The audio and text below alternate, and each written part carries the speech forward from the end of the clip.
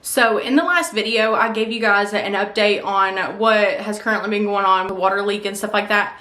And that Ben is going to be working on the neighbor's farm bush hogging over there. And how I wasn't sure when we would start on the kitchen. But after I got to thinking about it, I was like, there's no reason that paint should hold us up on the whole kitchen renovation or the bathroom. So what we're going to do is go ahead and start working on the kitchen, because I do want a kitchen before we have a bathroom down here. Like, I'd much rather have a kitchen than a downstairs bathroom, because like I said in the last video, we have one upstairs that works perfectly fine, and that's what we use now. So I actually made a list of things in the kitchen that I could go ahead and start doing. Most of it I could do by myself. The first thing is hang the rest of the beadboard. I'm reading off my phone. But I think what we'll probably go ahead and do is hang the beadboard in the kitchen for now, and then worry about painting it whenever the time comes, and not stress about it right now, because we're not getting anything done, because we're just putting everything off on the paint, and I still haven't figured anything out. So I'm still trying to research that, and I'm just going to take my time with it and just kind of put it in the back of my mind for a little while, because it is pretty stressful to know that we did all that work in the laundry room and now it's chipping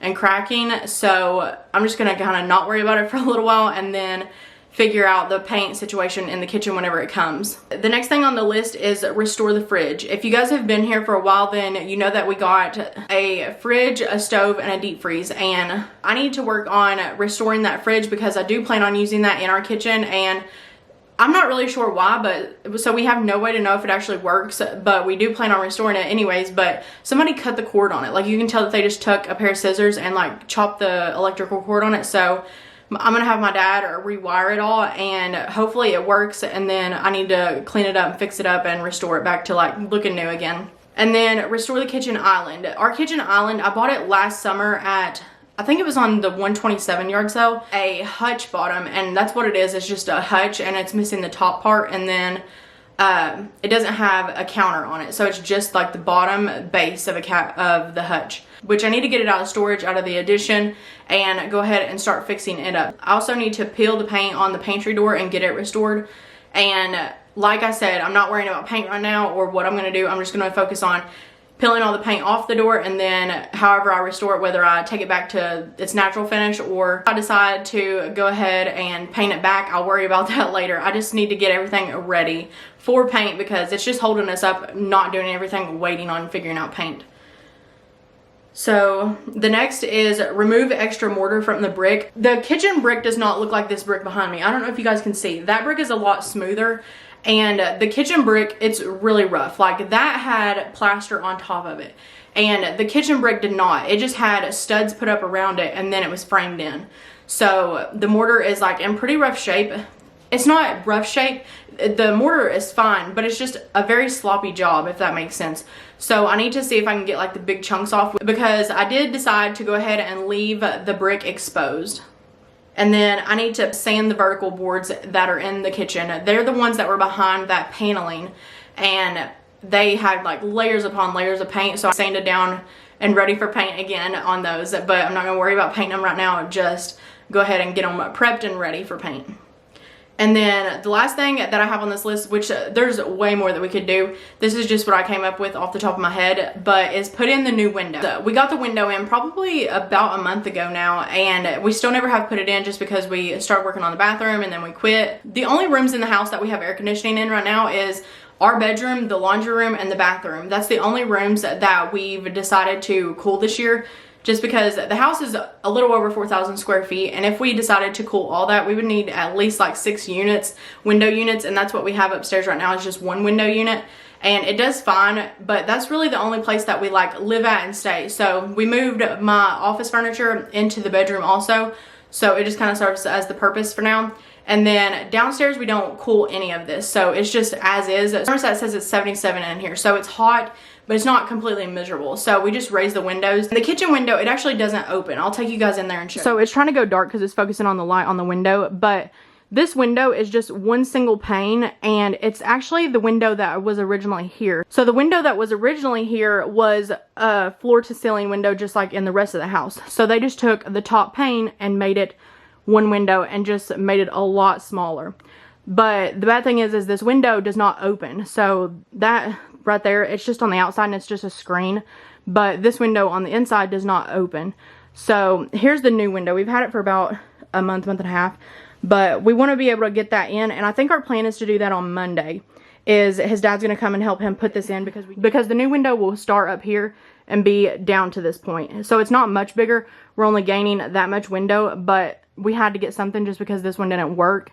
And someday, hopefully, we'll put old windows back in. It's just we had to have something now, and we still have not found anybody that can build or make custom wood windows for us in our area. We have called everywhere and nobody can do it.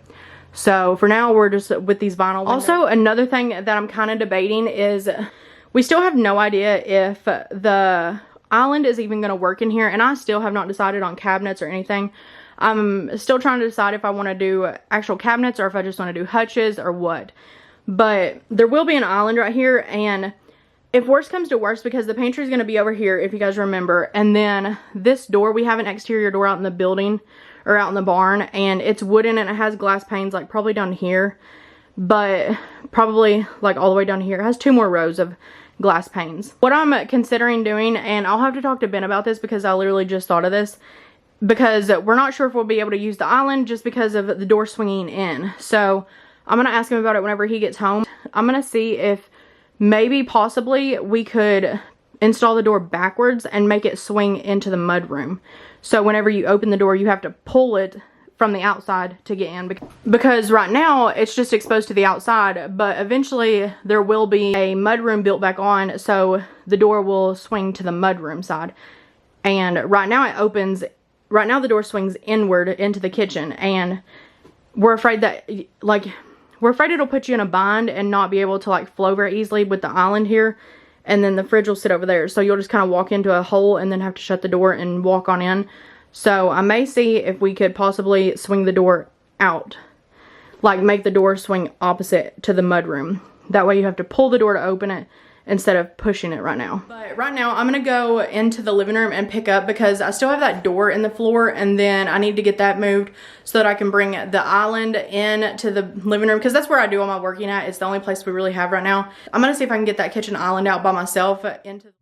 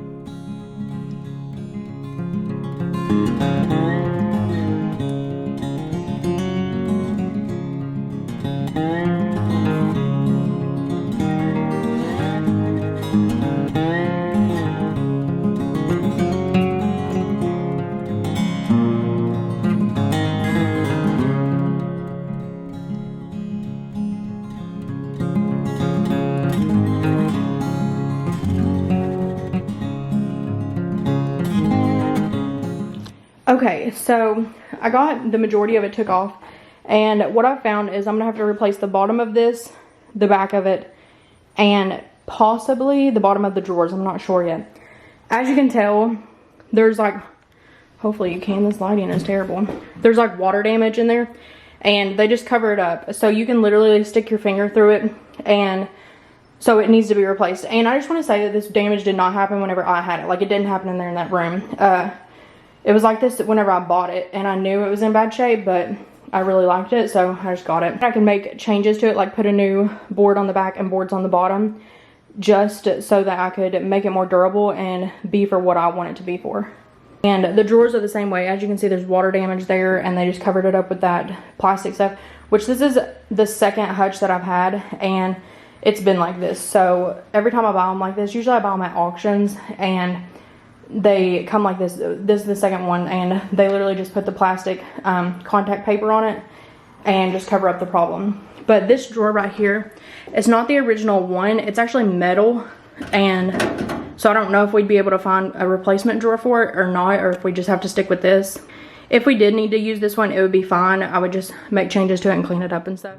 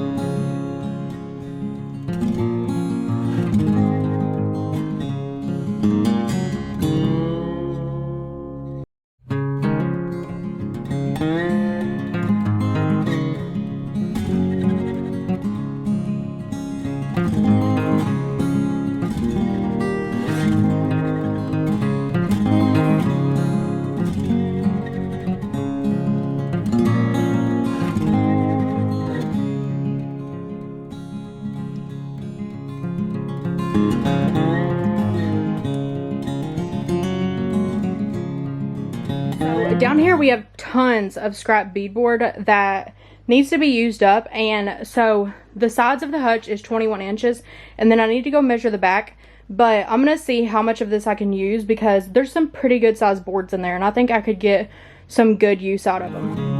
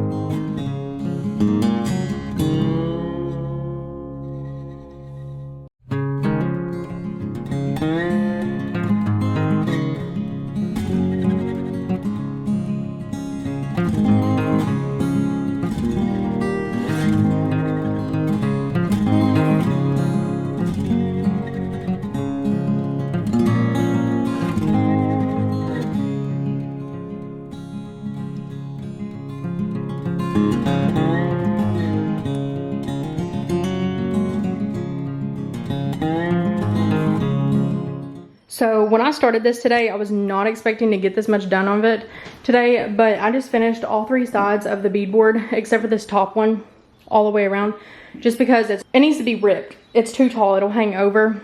So we're gonna have to rip that board on the top, but so far it's looking good, and it will be painted eventually. The edges, I think I'll either paint that or trim it out, and then the same for up here.